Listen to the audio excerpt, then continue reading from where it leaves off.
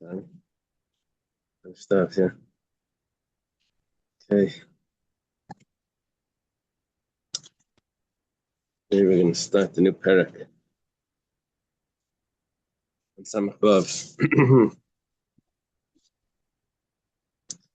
Samach Vav Amud Aleph, that's 66a, right? I think Hashem that you're able to learn Torah every day in the Schos of learning, we should have the base of Mikdash. Okay. Mishnah's a drop confusing, so is the next Mishnah. But we'll figure it out. It says, the Mishnah starts off like this. Chata sa'if sha'asa lamata. A chata sa'if, a bird that's a chatas, is meant, the blood is supposed to be applied below the red line. So far, nothing was done wrong. And kamaisa chatas, and you actually did it exactly like the chatas was supposed to be done, which meant that you did malika on only one of the pipes. You didn't separate the whole neck. And another point of the chatas is that the blood is sprinkled on the altar and squeezed out. But by the oila, it's only squeezed out. It's not sprinkled. So this okay. So you did kamaisa chatas. You did it like the chatas. You did the malika correctly. You did the sprinkling of the blood correctly, and l'shem chatas. And you did it for the sake of a chatas. Well, guess what? You did everything correctly. So kshera, it's kosher. That was all an introduction to the problems that are about to come up. However, let's say you did it correctly, but you had the wrong intention. You had intention that it should really be an oila. An oila is the burnt offering. Or the opposite. You did everything like an oila. We're going to have to see what that means. What exactly you did, but it was l'shem chatas. Did it for the right intention. Either the wrong intention, read everything correctly, or everything wrong, the right intention. Or or you did it wrong with the wrong intention. Both problems. So that's going to be psula. That's invalid.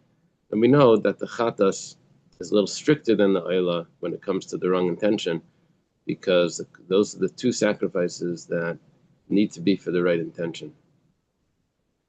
Yeah, the chatas and the pesach. Okay, next case. Asal l'mayla. Let's say the chatas, the blood was applied above the chuta sikra, above the red line. K'maisa kulam. It doesn't matter how you did it now. Now you messed up everything. So then, even if you did everything correctly with the right intention, psula, it's invalid.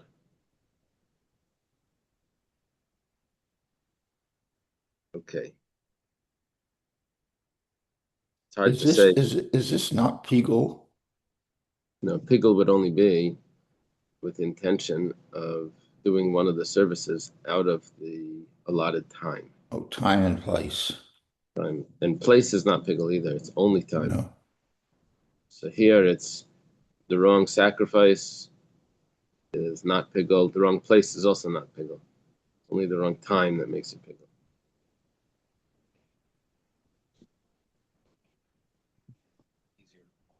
You have a chart?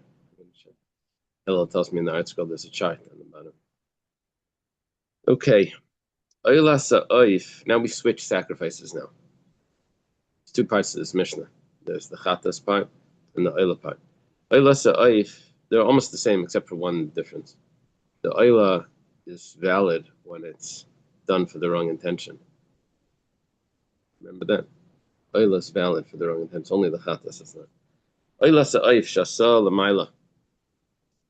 If the oila sa'if was performed above, which is where it's supposed to be, and k'maisa oila, it was done the way you do the oila, which is you do malik on both of the pipes, and you squeeze the blood instead of sprinkling it.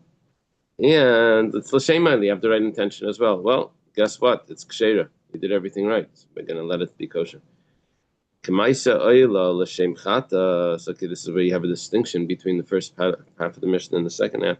If it was k'maisa oila if it was done like a oila, which is correct. However, the intention was wrong. You had intention that it should be a chatas. It's kshera. It's kosher. Vavachli also labala. However, the sacrifice is kosher, which means you put it on the altar to burn.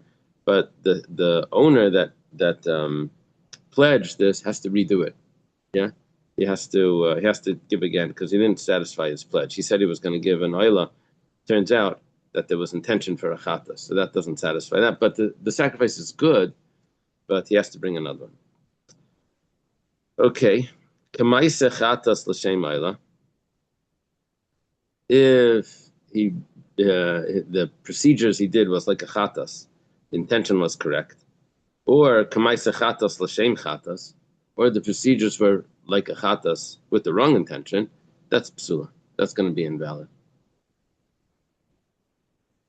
So lamata, if he did it below the red line, which was not where it belongs, the Elisaiv has to be above the line. Kamaisa kulam, then it doesn't matter what he did, whether it was l'shem this or l'shem or kamaisa that. Even if it's kamaisa oila and l'shem oila, it's still going to be psula. It's still going to be puzzle. Because a major invalidation is if the blood is applied to the wrong place, above or below. Okay. One of the cases in the Mishnah was that it was a chatas that was done with the procedure of an oila. Said that would be invalid. Well, the shani b'mai. What procedure was done that was different? Ilema the shani b'malika. If you want to say that he did the malika differently, what did he do for an oila? You cut both, right?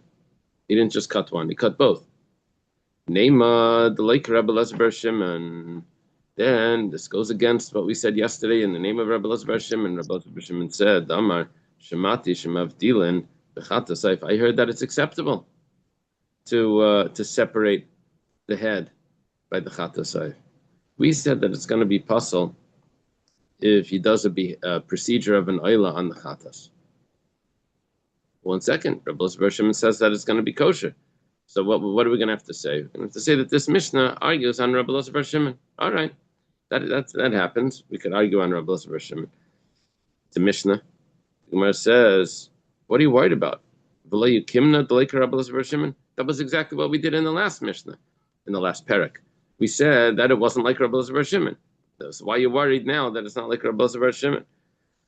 So the Gemara says, like, you don't have to say that just because the last Mishnah wasn't like Rebbe Elazar bar Shimon, therefore our Mishnah is also not like Rebbe Elazar bar Shimon. Our Mishnah could be also Rebbe Elazar bar Shimon. And the only thing is, so why do we say that it's puzzle if you did it like an oila? It says, we're not talking about the malika. What you did like an oila was the shani bahazah. You didn't sprinkle the blood the way you should do for a chatas. Instead, you just squeezed the blood out against the wall, which is what you do for an oila. So the application of the blood was done wrong, not the malika. So in other words, we're trying to say that this Stam Mishnah is not necessarily rejecting Rebbe Elazar bar Shimon. We're saying that if this Stam Mishnah could be Rebbe Elazar bar Shimon. And so why is it going to be invalid? It's not because the malika was done different, but because the application of the blood was done like an oila application, which is squeezed out instead of sprinkled. And Rebbe Elazar bar Shimon would agree to this, that it's possible. The Gemara says, "Achinam mistabra." I'll also tell you that it's logical. Why? Midiktani seifa. Because if you go further in the Mishnah, now the Mishnah had two parts. The Mishnah had a chatas part and an oila part. So if you go to the end of the chatas part and it says asal l'mayla k'maisa kulam psula, it's not the seifa of the seifa; it's the seifa of the reisha. The end of the first part. We'd call this the middle. But he said end of the chatas part. So then, what does it say there? It says that if it's done above the line, then it's going to be invalid, because we know that the chatas has to be below the line. So he says 1 second. All right, 1 second before we get there. Even if everything else is done correctly. Now, the shani b'mai. What did he mean that you did it above? What did you do wrong? What did you do above? If you want to say that what you did above The red line was you did malika above the line. That means you took the bird up and you did malika on the seifer. It says 1 second. That should not be an invalidation. Amar Mar, the master taught, malika b'chol makam b'mizbeach k'sheira. It's kosher. Can't be that you messed up the malika. Now, we knew already what this was. The Gemara is like just going through this. What was the problem above the line? Well, we learned it in the Mishnah. It was the application of the blood was above the line. Ella the shani bazah. What you did wrong over there was you put the blood on the wrong spot. You put it above the red line, the equator, instead of below. Umid the seifa bahazah. Now, once the second part of the Mishnah, second part of the first part of the Mishnah, is referring to the application of the blood in the wrong location, and that's what we did wrong. So then, Reishanami Baza, then the first part of the Mishnah that said that you did it like an Ayla, it's not talking about that you did the Malika like an Ayla, which would reject Rebbe Elazar bar Shimon. We're talking about the application of the blood was done like an Ayla, which means that you squeezed it out. So you have to just recognize that what we just did was the second part of the Mishnah was the wrong location for the blood, application of the blood, and the first part of the Mishnah was the wrong process. But both of them have to do with the application of the blood. So you see, this is a proof. If we're dealing with the application of blood, then this is a proof. The Gemara says, Midi area. Is this a proof? Vakadisa, vakadisa. What are you comparing these two things? It has nothing to do with each other. The second part of the Mishnah has to do with the application of the blood in the wrong place. The first part of the Mishnah maybe has to do with the way the blood was applied, but maybe not. It's not a proof just because the wrong location of the blood is in the second half of the Mishnah, that the first half of the Mishnah has to be talking about that the wrong procedure of blood was done. It's not a proof. Hakadis, this is as it is, and this is as it is. Each one is its own case. Right? You don't have to lump it all together to say it's all the same story. Okay. Before we go on, Stam Mishnah. We usually assume a Stam Mishnah is Rav Meir unless we have proof that it's not. Yeah. Here we thought that maybe it's not Rebbe Elazar bar Shimon. It's Rebbe Elazar bar Shimon would argue on this, and then we say that no, Rebbe Elazar bar Shimon would agree. Possibly. Yeah. I'm sorry. yeah. Is Hillel there? Yes. Hillel, would it be possible to take a photo of that chart you referred to and post it? It's on the I posted. Oh, you already did it. Thank you. Hello, you're the best. Oh, works fast. The rabbi warned us that we're going to need it.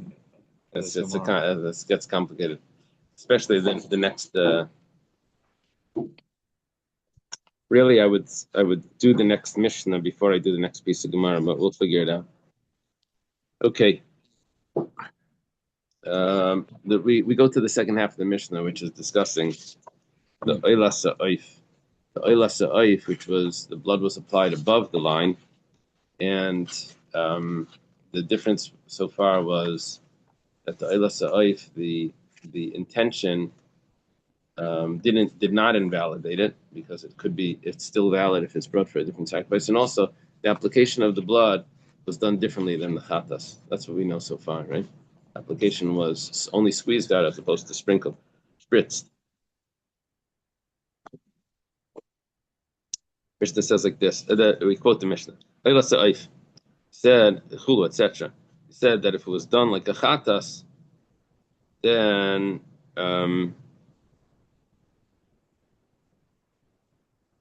it's going to be puzzle. Or if it's done below the line, however you did it, it's going to be puzzle. Because the Oila Sa'if needs to be above the line. Gemara says, Deshani b'mai. What did you do that made it like a chatas? When you said that if it was done like a chatas, it's puzzle. Deshani b'malika. If you're going to say that what you did was you changed the way that the shechita was done, the malika, with the nail. Instead of doing 2 simanim, you only did 1 siman. So then, if that's the case, midiktani seifa. If you look further in the Mishnah, it says kulan ein metam beisabli. Now, this really is the next Mishnah on our page. If you go a few lines down, on this same page, it says all of the previous birds that were invalid, but they're not nevela. You see, what happens is a kosher bird, a kosher animal that dies without shechita gives off tumah. It's called nevela, roadkill or something like that. It's nevela. If it's a kosher bird that died without shechita, it also gives off an impurity, but not with touching, only when if a piece of it is swallowed. It's a special nevela seiftar. It's a special thing. If shechita was done on the bird, then it's not nevela, even if the bird can't be eaten. But if shechita was done, even if you find that it's a treifa or whatever, it doesn't matter. If shechita was done, it's not nevela, and everything is pure. Now, we had a bunch of invalid sacrifices here because the blood was applied like this, or it was the wrong part of the altar, all of this stuff. So it's invalid, and a malika was done on it. So do we say that because it's invalid, it's considered nevela? It's metame bebeis abliya on the throat when someone swallows. Because he said that it's for the owner, he has to bring another carbon. So now what happens to the bird? That's what, you know what I mean? It's still. So what we're saying is that the bird, even if it's not the case where it's valid, but the owner has to bring another one, even if we say it's entirely invalid, even if it's invalid, still it's not. The next Mishnah is going to start off saying that it's not metame beis abliya, that the malika that was done is acceptable. So we're asking now, what did you do to the ayla that you said that you did it like a chatas? So if you say that what you did was the malika, you did it like a chatas. So 1 second, it says kulan, all of the sacrifice that we said before that are puzzle. Ein metam beis abliya, they're not metama, and umayolim behem, and there's me'ila. Me'ila means that you can't have personal benefit from something that's consecrated. Now, this doesn't apply once the kayanim are allowed to eat it. If it becomes valid enough for the kayanim to eat it, which means usually a kosher sacrifice, it's valid, the kayanim can eat it, then me'ila falls off, because me'ila means that they're not allowed to have benefit, and if they're allowed to eat it because it was valid, then there's no me'ila. So ma'ilim behem, and the reason why you're ma'ilim behem, because it was never permitted to the kayanim to eat because it wasn't valid.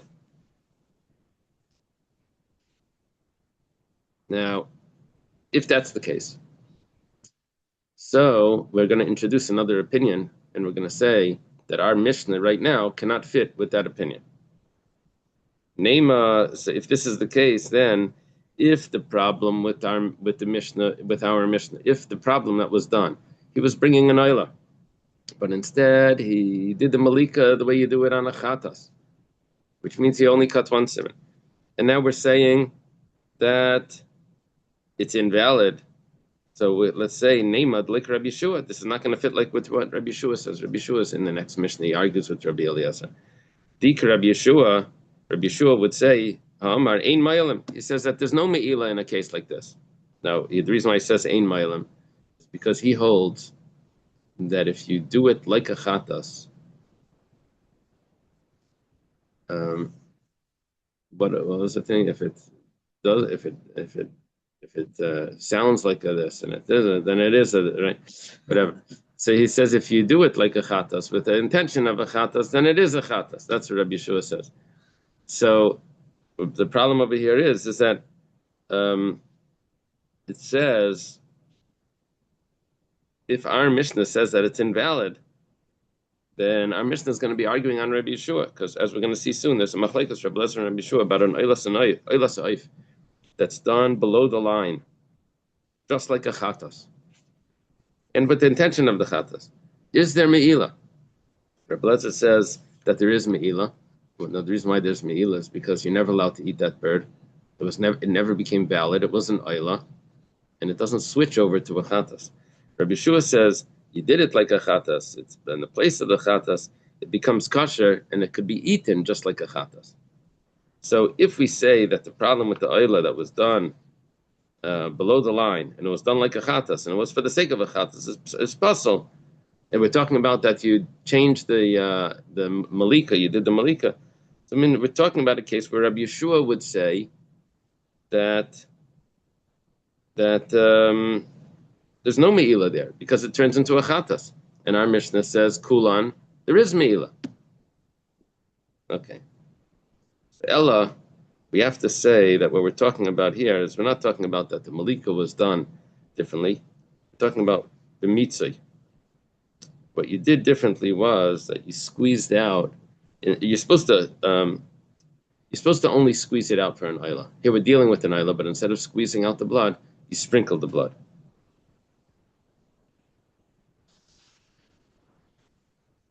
Now, if what we're resolving now is what we're saying is that the case of the Mishnah was that the malika was done like an ayla, so it's not turning into a chatas. However, you did everything else like the chatas. The way that you squeezed the blood out was like a chatas. The way you sprinkled the blood. So now you can't say that it turned into a chatas because the way you began this was a malika like an ayla. So that would fit. Ema Seifa, he says, if that's the case, then let's go further. It says, Oyla Sa'if, Shasal Lamata, Kamaisa Chatas, Lashem Chatas. This is in the next Mishnah. It says, if you have an Oyla Sa'if, that you did it below the line, you did it like a Chatas for the sake of a Chatas. Rabbi Lezer Memayalimba, Rabbi Lezer says, well, it's considered an Oyla, that's invalid. You did it below the line and you did it like a Chatas, that's an Oyla, that's invalid. And so since it's never allowed to be eaten by the Kayanim, because it never becomes permissible, so then an Ayla in general doesn't become permissible. And this is not even and it's not a Chatas. So Rabbi Lezer says there's Me'ila there. It never had its permissibility to the Kayanim. Rabbi Shua says, Ein Ma'ilimba. He says that there's no Me'ila. Why? Because he says that it switches into a Chatas, and then it becomes a Chatas. He says, one second. Shani b'mai. What were we talking about when you did it like a chatas and not like an ayla? What was that case? If you say that we're talking about where you squeezed out the blood the way you do that you sprinkled the blood instead of squeezing out the blood. It says b'mitzvah means that it wasn't b'mitzvah. That you didn't do it like the way an ayla is supposed to be done. You did it the way a chatas means you sprinkled it. Eimar damar Rabbi Yeshua the shani b'malika. We could say that one second.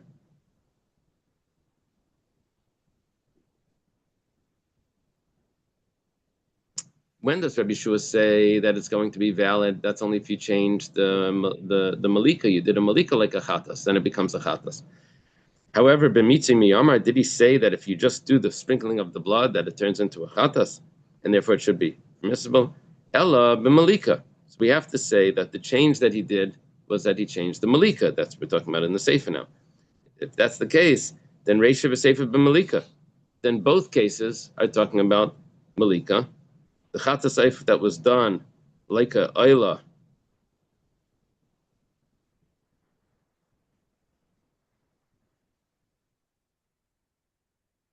we said was not like if we conclude the previous Gemara that you switched the malika, you did the malika like a ayla. By the chatas, you did it like an ayla, which we said does not fit with Rebbe Elazar Bar Shimon. Now we have the sefer of the Mishnah that says that you did the malika.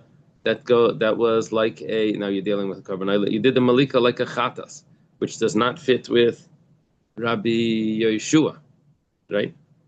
But we said that the middle part of the Mishnah was talking about the oif that was done like a chatas. We said was talking about the sprinkling of the blood was done different.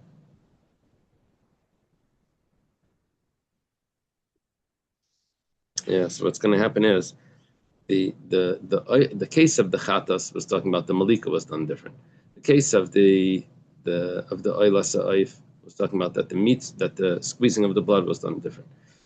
The case of the following Mishnah was talking about that the malika was done different. So it goes malika mitzay malika.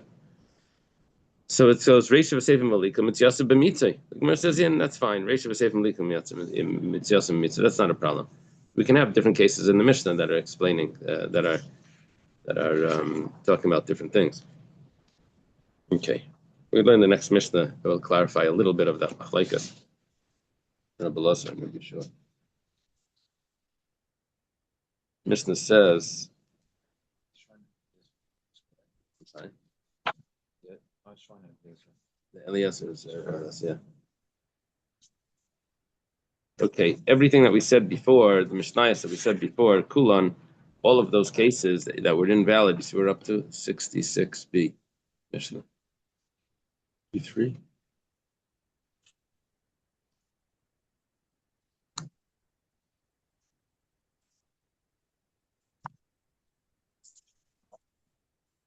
Kulan, all of them, Ein Metamim Beisabliya. You don't make a person tameh when he swallows it, as if it would be a nevela of a kosher bird. And it's called nevelas iftar. Nevelas iftar is metameh bebesabliya. We're saying that even though these sacrifices were not valid, but it's still not a nevela. There was a type of shechita that was done that is partially acceptable, at least enough to make it not a nevela. Even though the sacrifice wasn't acceptable, but it's still not a nevela. However, because the sacrifice isn't acceptable, mayalim behem. There's the laws of me'ilah, because those are not eligible to be eaten. There are sacrifices that were not eligible to be eaten at any point. And so therefore there's me'ilah. If someone does have personal benefit from it, those all cases where it wasn't allowed, he's going to have to bring the carbon me'ilah if it was b'shaygig, or misi b'dei shemaim if it's b'mezid. Chutz, there's one case in the previous Mishnah which this is not going to apply, and that's when chatas ha'oif sha'asa lamata k'maisa chatas same chatas. If you remember, we started off each case with the kosher case, right? Guess what case? That it's kosher, right? If you did it like a chatas and it is a chatas and it was below the line and everything is correct and it's kosher, well, that's not going to have meila because that's allowed to be eaten. Chatas is eaten if it's kosher. Yeah, you have to pay an extra fifth also. Oila sa'oif shasa lamata. Yeah, here's where we're going to get into the machlekes. If you do an oila sa'oif, this is the bird that's the blood is supposed to be sprinkled above the line, and you didn't do that. You did it below the line. And kamaisa chatas, you did it like a chatas as well. Now, what does it mean you did it like a chatas? The way we explained it in last Mishnah, the malika was done like a chatas. The last Gemara we explained. The malika, so you started the malika like the chatas. You applied the blood like a chatas. And l'shem chatas, and you had intention for a chatas. So Rabbi Eliezer Rabbi Eliezer says it's never permissible to the kainim, and so therefore there's me'ilah because it's an ayla, it doesn't turn into a chatas. Rabbi Shuaimer ein ma'ilim ba. He says there's no me'ilah there because since everything was done like a chatas, it becomes a chatas. Amar Rabbi Eliezer says he has a kal v'chaymer for Rabbi Yeshua. He says, how could you say that you want it to be permissible to the kainim to eat? Ma im chatas shein ma'ilim ba lishma. When you do a regular chatas and you have the right intention, is there me'ilah on it after it's all done? No, because the kainim are allowed to eat it. Kishashina shema, but if you do it for the wrong intention, ma'ilim ba, we know that it becomes invalid, and then it does not become permissible to the kainim to eat, because that's chatas is one of those two sacrifices that if it's shalei lishma, a chatas and a pesach and a pesach, it becomes invalid for it becomes invalid entirely, and no one can eat it. So if a chatas is done lishma, there's no me'ilah. But once you switch it a little bit, the me'ilah kicks in, it becomes me'ilah.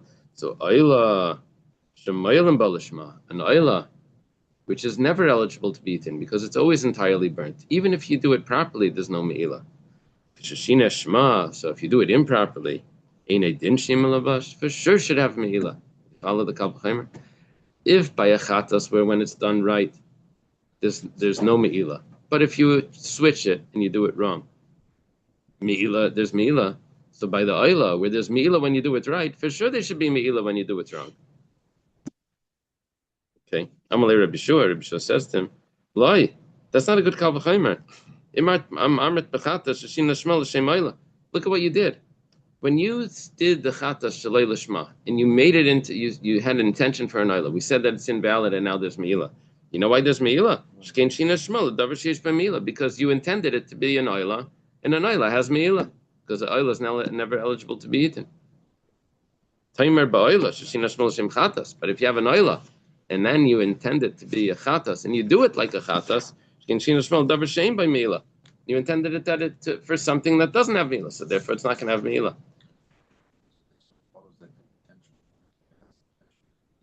We're talking about the way Rabbi Shua's argument back is that it takes on whatever you intended it to be.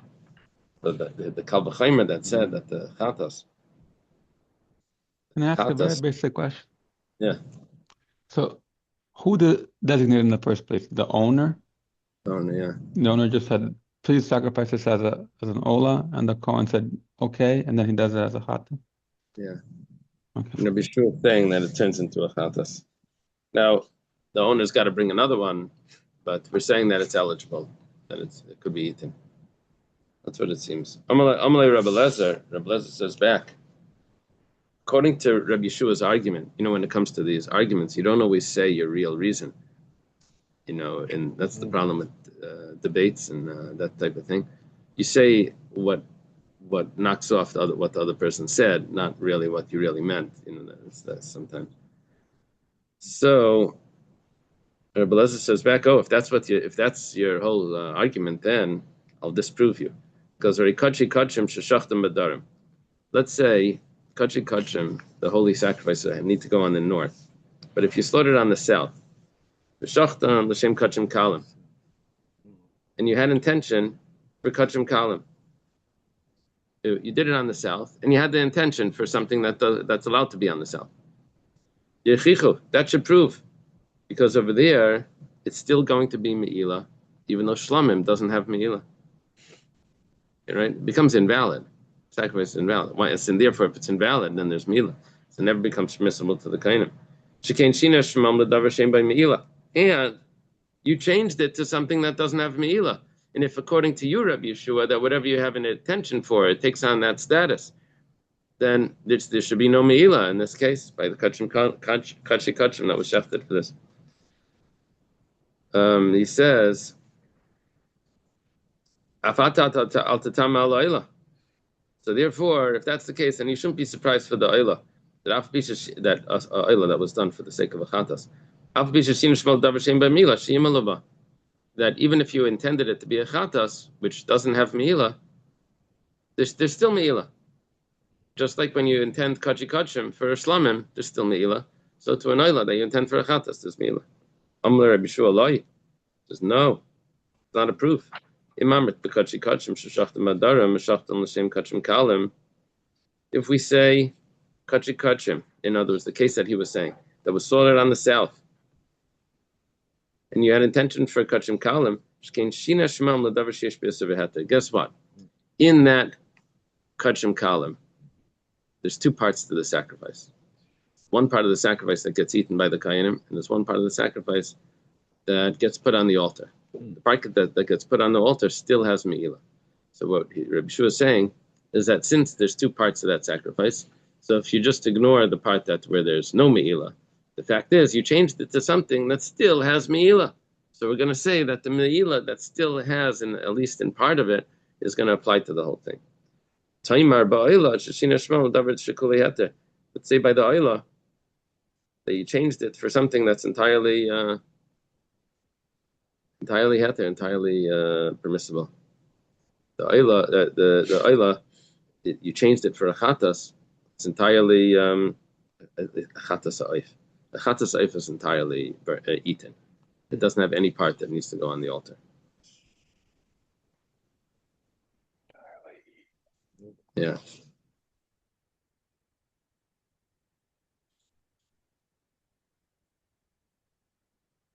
Let's try to go further. Let's see if we can do a little further. Tanya. Started in the Bryce Amalei Rabbi Lezer Rabbi Yeshua. Rabbi Lezer responds to Rabbi Yeshua. Asham sheshachta betzafim l'shem shlamim yichiach.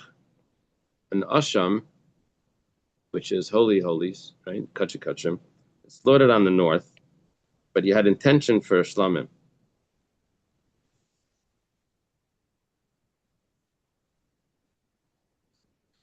So there's still going to be the laws of meila here. Sheshina shemai. You change the name for the sake of a shlamim. Now, a shlamim doesn't have meila. A shlamim is kachi kalim. There's no meila by the kachi kalim. So, And nevertheless, right now, Mailam by. So you see, it doesn't have to do with what you changed it to. Rabbi Shua is saying, whatever you had intention to, that's what it takes on. Because an asham that you had intention to be a shlamim, there's still me'ilah. So afat al tatam al oila, shafa pisha shina shema, that the oila, that you changed it into a chatas, there's still shima there's still me'ilah. Amalei Rabbi Yeshua says, like, that's not a good proof. Imamrit ba'asham, by the asham it's different.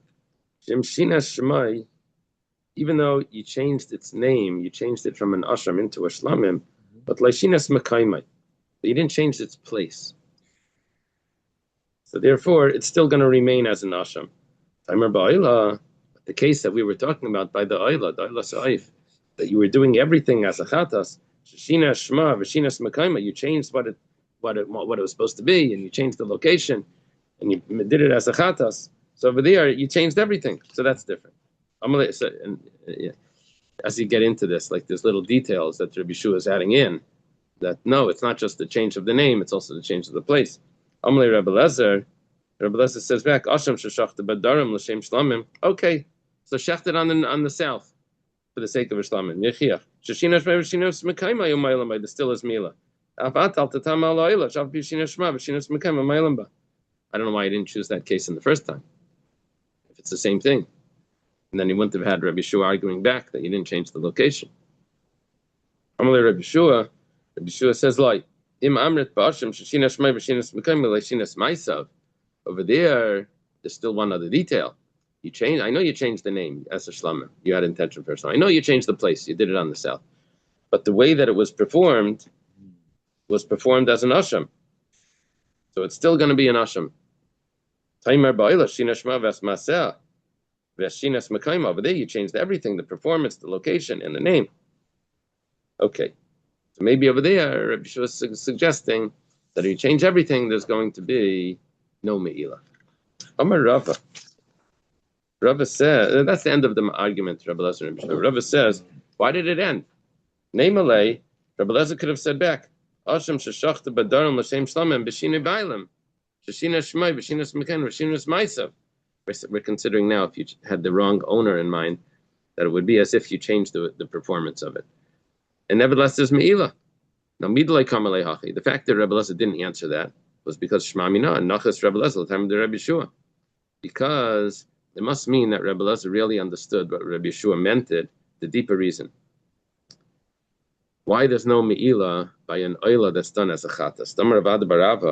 Rav Barava says, Omer Haya Rabbi Shua. Shua would say, Oila Sa'if Sha'asa Lamata K'maisi Chatas Shem Chatas. When you did that to the Oila Sa'if, you did it below the line, you did it as a chatas, the procedure was a chatas, and you did it for the sake of a chatas. Kivan Shemalak Basimen Echad, which is the way it's done by a chatas, Nimsheches Benasis Chatas, it turns into a chatas. That's why there's no me'ilah. Okay, so the Gemara asks on this. That's the idea. So Ihachi, Chatasayf Nami, Shasala Maila, Kamaisi Oila, Michimalak Basimen Echad, Timashech, Betevi Oila Saif. A Chatasayf that's done above, as an Oila, once you do the Malika on one siman, because you're doing it above, the Gemara is suggesting, then it should be considered an Oila Saif. And we said before that it's pasal.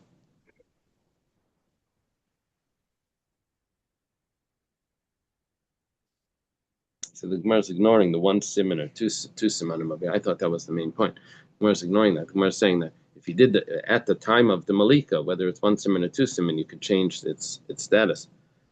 Where it says v'chite machinami, so maybe you're right. Maybe there would be no me'ilah there.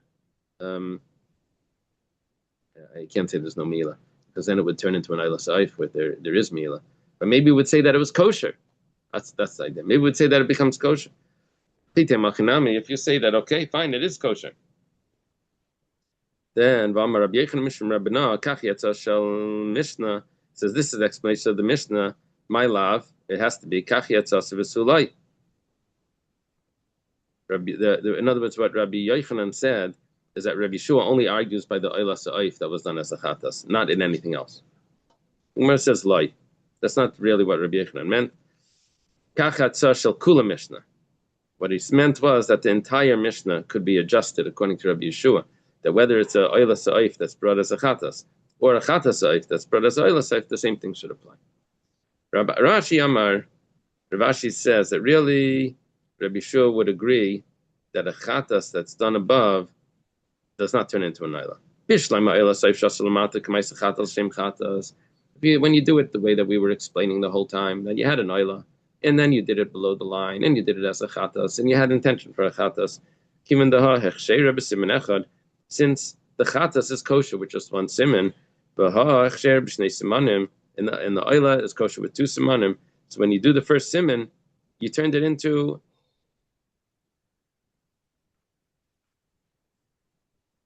a chatas before it becomes an oila.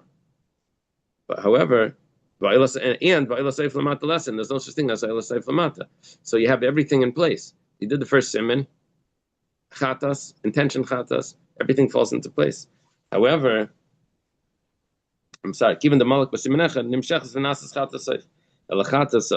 But when it talks about a chatas seif that you're doing it above, and you want to turn it into an oila, given the marmar malika b'chol makom ksheira, since we know that malika could be done any part of the altar, once you do one siman, and wherever you're doing it, it doesn't matter. It could still be a chatas, but you have intention for an oila, so ipasla, you invalidate it just with that intention.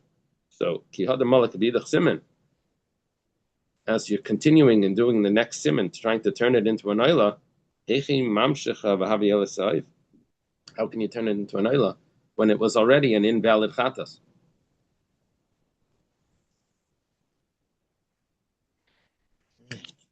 Yeah, let's leave it over here. Okay.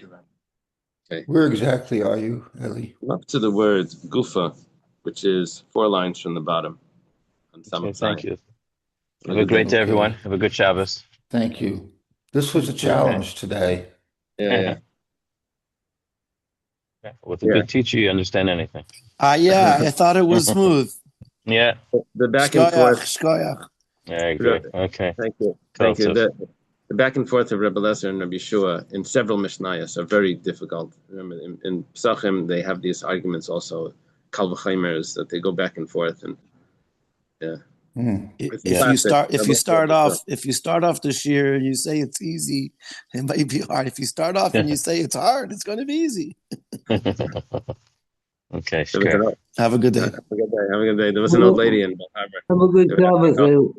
Have a good Shabbos.